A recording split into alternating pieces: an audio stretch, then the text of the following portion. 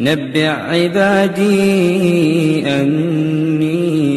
أنا الغفور الرحيم وأن عذابي هو العذاب الأليم ونبئهم عن ضيف إبراهيم إذ دخلوا عليه فقالوا سلاما قال إنا منكم وجلون قالوا لا توجل إنا نبشرك بغلام عليم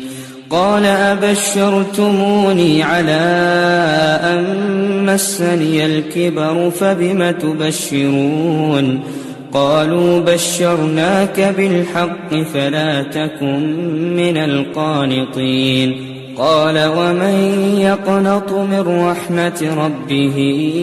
إلا الضالون